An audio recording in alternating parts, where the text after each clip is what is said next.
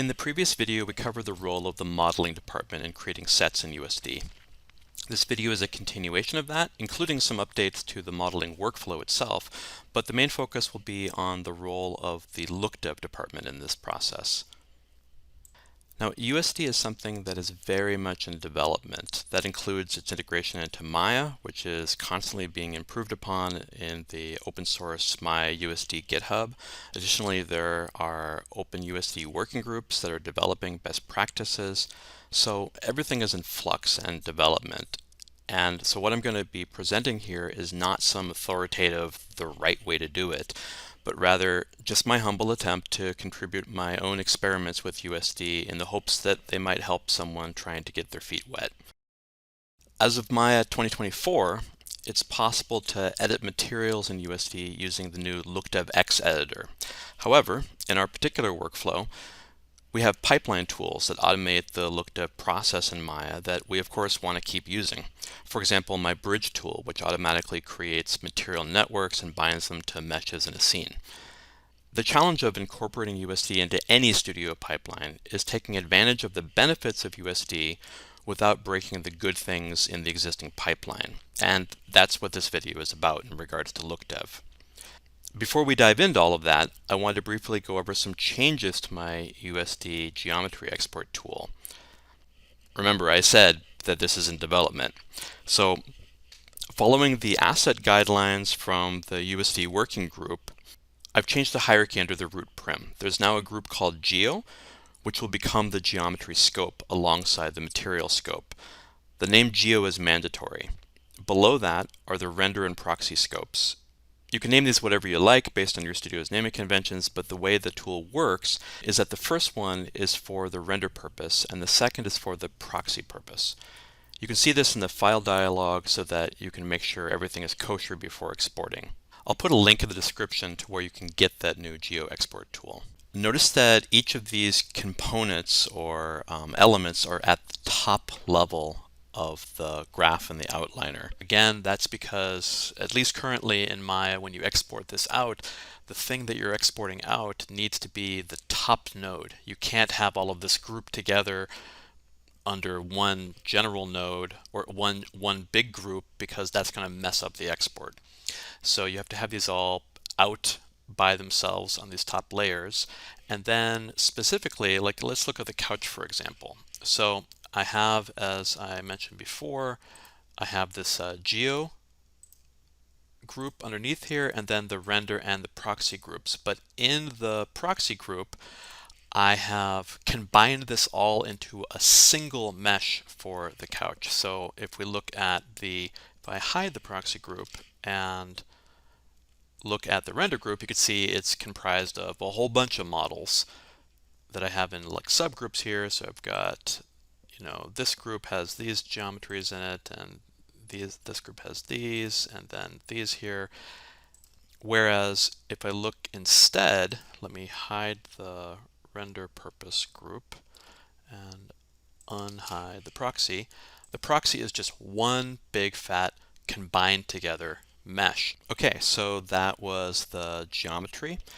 Let's now switch over and start talking about the materials and Lookdev. And what I want you to notice right off the bat is that I'm beginning with the Maya file from modeling.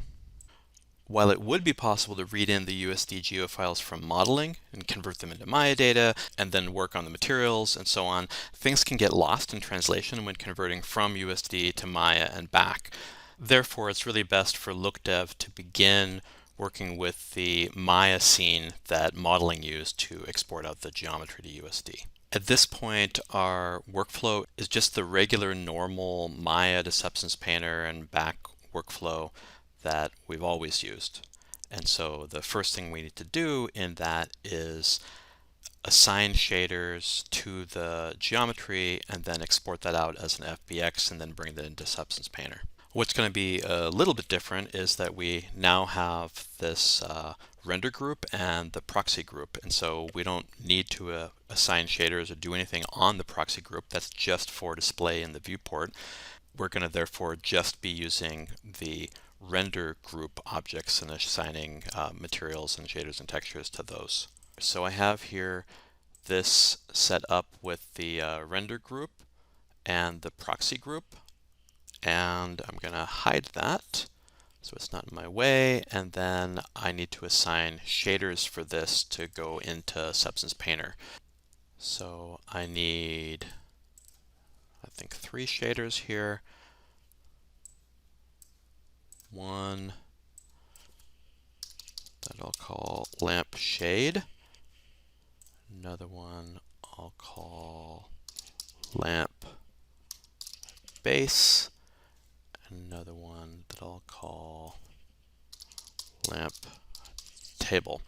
And note that I'm naming these with sort of what's called C naming convention, where there's no underscores. And this is going to be important later for the Substance to Maya bridge tool, in that it's looking for pattern recognition and it sees underscores as like a category change in what the thing is. And so this is supposed to be the shader name or the texture set, as Substance calls it.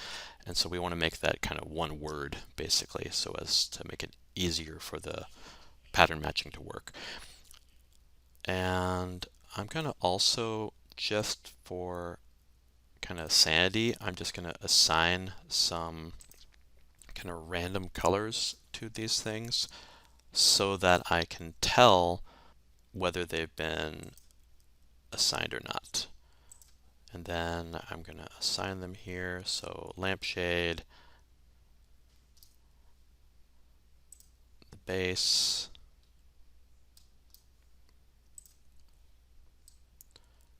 and the table. And additionally, notice that the name of the shader group doesn't match with the rename, or it hasn't been renamed when I renamed the actual material. And so I have a little tool here where if I select these guys, let me just select these 3 guys here and then click the tool, and you can see that now it's taken and renamed the shader group with the same as the material name, just tagging on at the end SG. And that's because when you have a USD asset, the USD is organized in the outliner where it will group everything under the shader group, and so therefore this makes this kind of readable and understandable in USD later. So I've fast forwarded this and assigned shaders to all of the elements. And again, I'm assigning these in the render group. I'm not assigning anything into the proxy because we're not going to render the proxy, we're going to render the render group.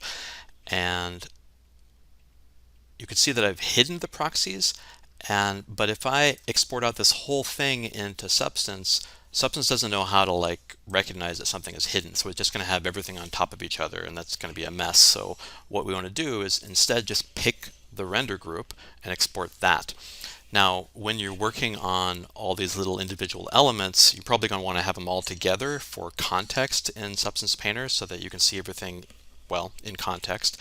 And so what you can do there is you just select each of the render groups for what you want to have all together and export out that into Substance Painter and paint away and bring it back into Maya and apply it with the Substance to Maya bridge tool.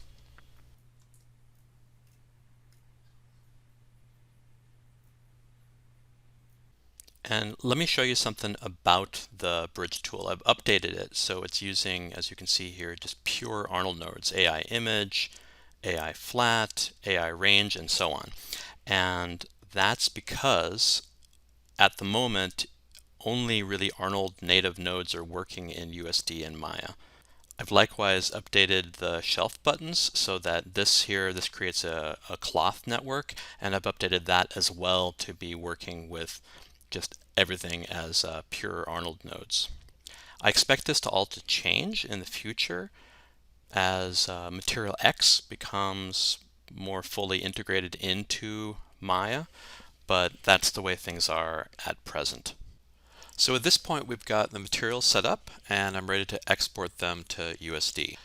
We want to remember to unhide the proxy geo group here first, and then, as with the geo export, we need to select the root prim, that is the top group, and then click the USD Material Export Shelf button.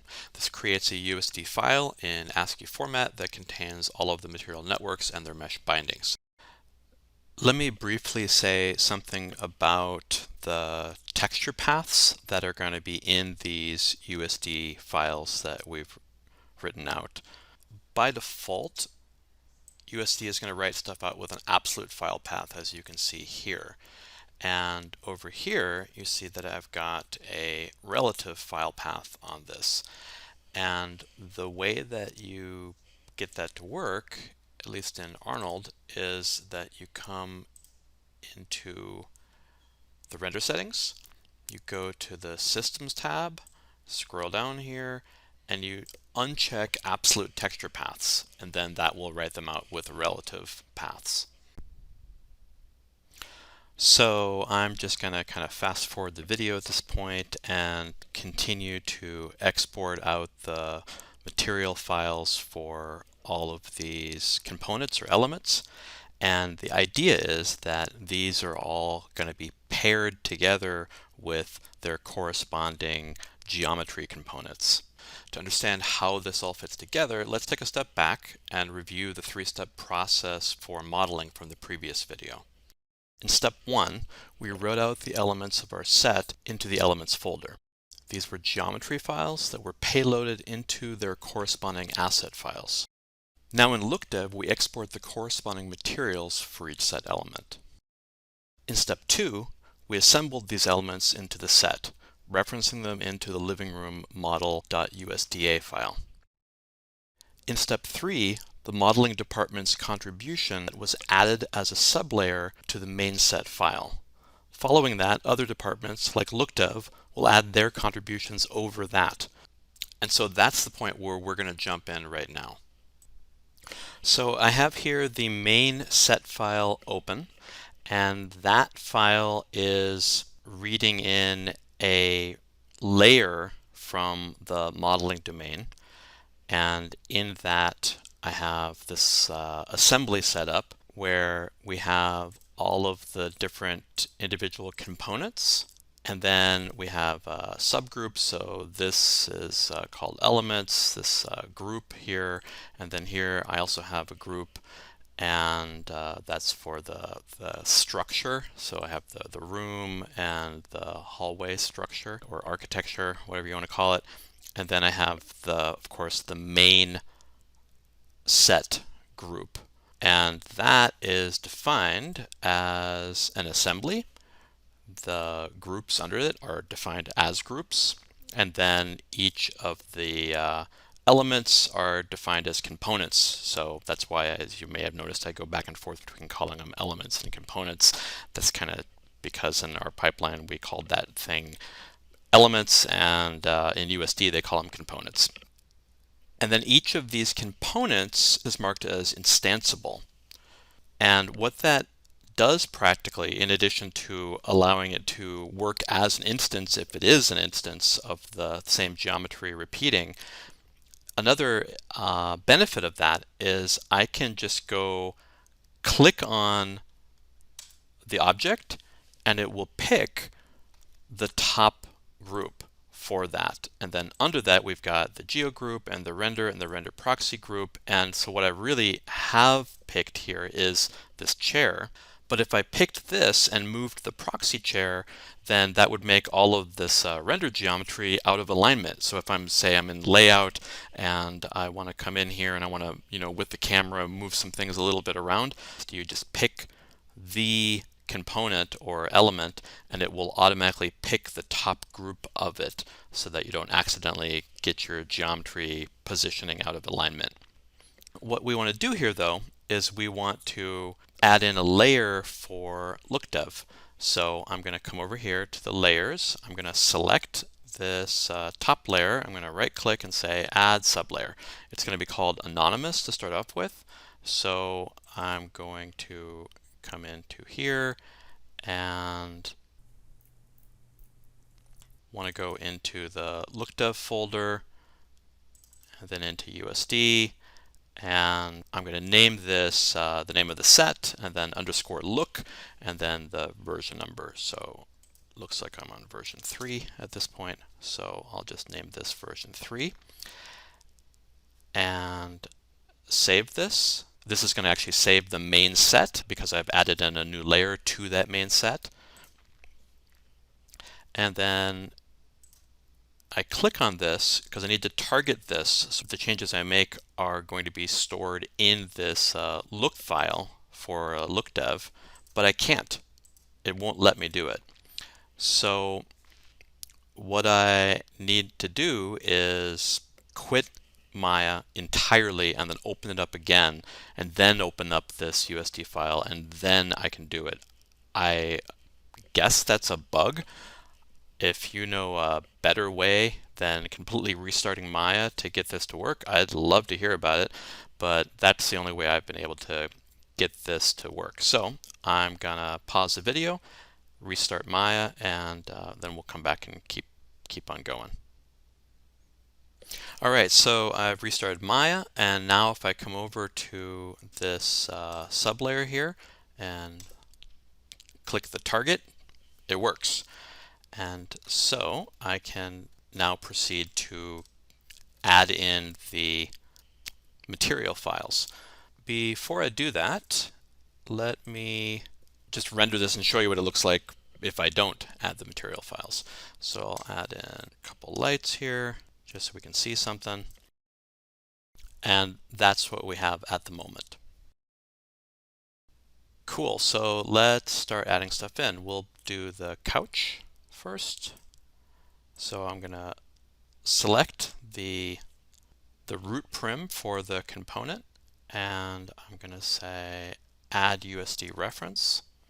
Come into my Lookdev folder, go in the elements folder, and load in the couch text USD file. And as you might have noticed, I have these saved out in a parallel directory structure to the geo files. So I'm here in the main folder for the set that I'm working on, and then I have the text folder. That's where all the stuff from Lookdev goes. Modeling has a folder called mod where all their stuff goes, and then there's the USD folder for each of them, and then the elements folder for each of them. And so I'm in the elements folder for the Lookdev department. And I click on couch underscore text and I open it up. And it comes in with this weird def on here. If I save this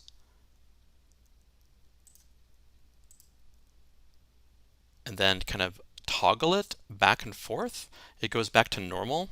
That's peculiar to me, but just saying. And let's take a look at what this is now looking like. So there, you see that now I have the materials and textures applied for that particular element. Cool. So I'm going to go on and just do the same for all the other ones.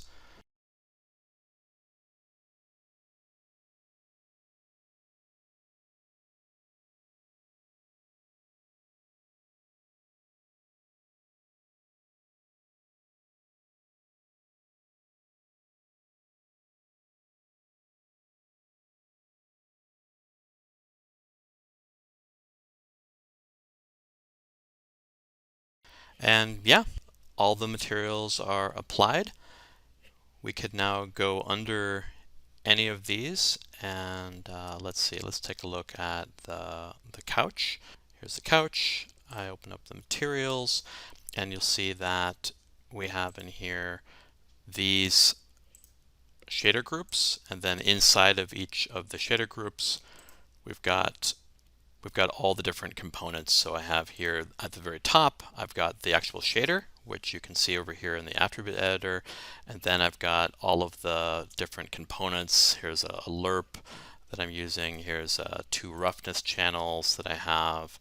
Here's the diffuse map, and then you can also right click on this and say show in Lookdev X, and it gives you kind of a node graph of all of the various connections.